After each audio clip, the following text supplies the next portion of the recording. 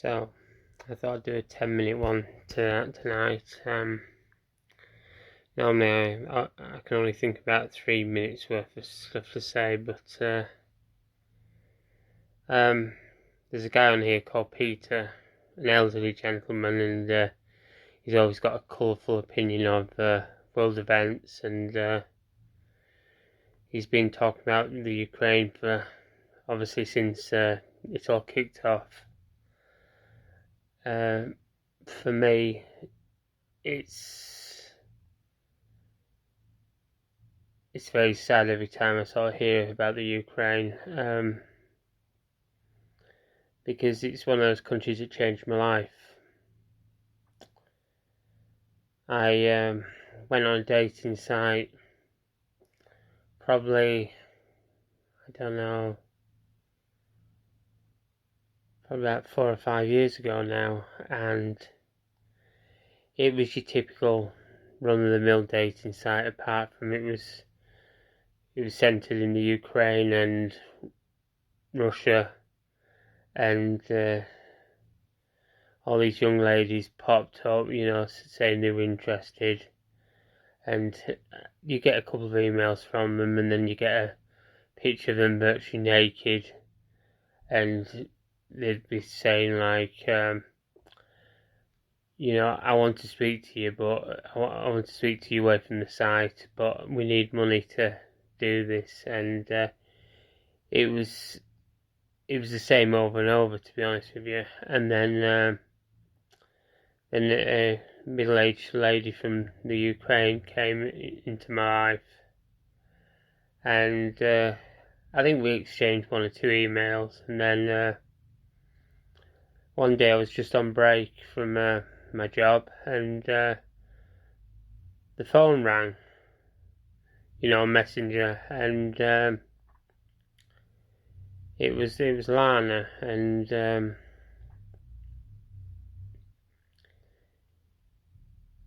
it was a conversation that, I'll never forget, because not many words were spoken in this 15-20 minute period, because I think her English was between beginning and intermediate. It wasn't anything more than that, and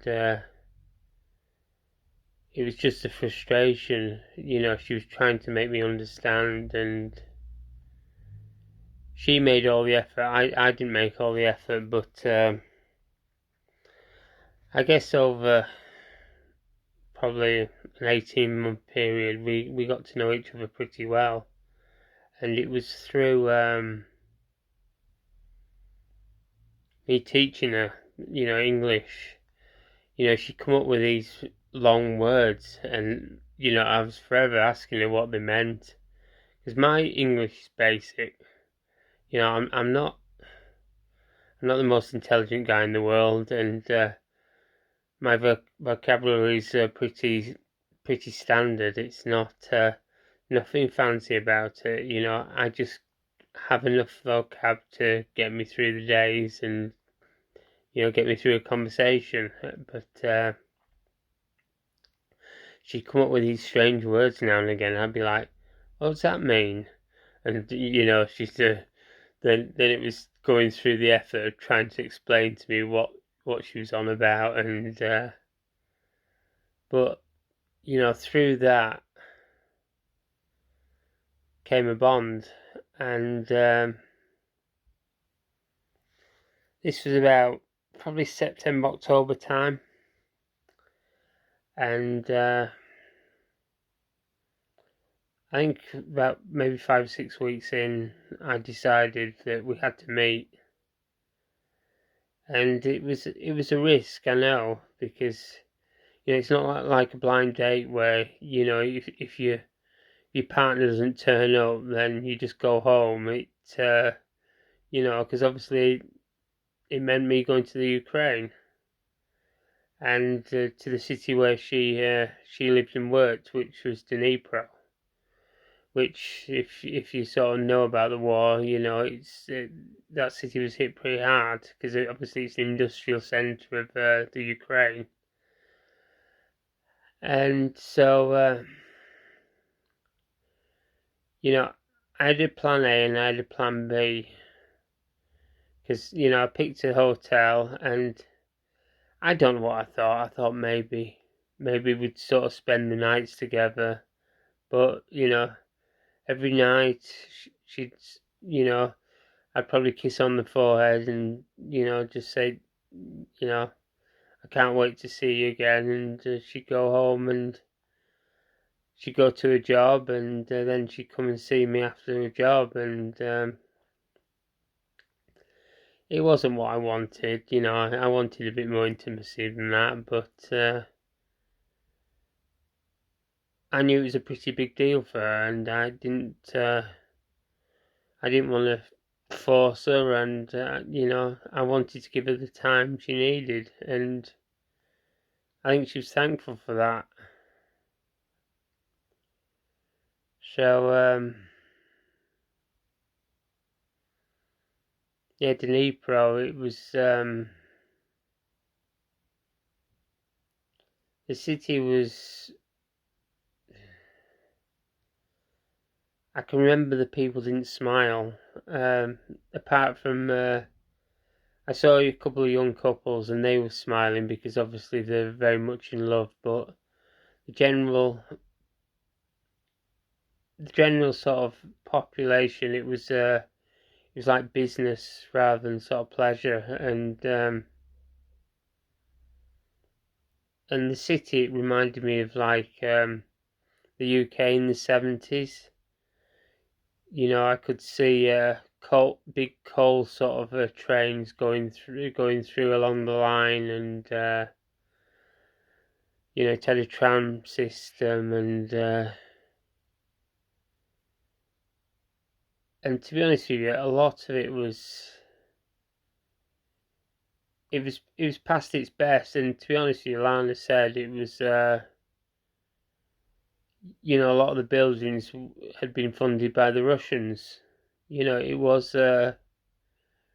and obviously when the Russians had pulled out, decades before, the city started crumbling because successive governments had sort of taken out of the country and not put back in, which seems a bit like the UK at the moment, but that's for another time. But I think sometimes you sort of think, someone's going to be the one. And I met in the Ukraine probably 4 or 5 times? Maybe even 6 times. And obviously it took a lot of my money. Because she always said to me, she said, "Oh, I never asked you for money, Craig, did I?" And I'd say, "Well, no, but when we were together, I paid for everything. When we went on holiday to Kiev, I paid for everything. When it was a 40th, I paid for that. But it wasn't about the money. It was about the time. And at the time, I was going through such a bad period back in the UK, and I remember going to the Kiev airport once, and I wanted to tell the bus driver just to stop. I didn't want to go home, because to me I was home. I was home with her. And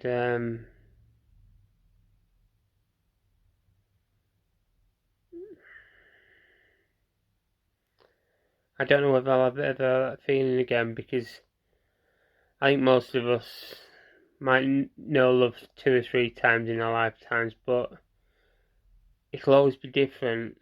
And with Lana, it was it felt new, it felt right, and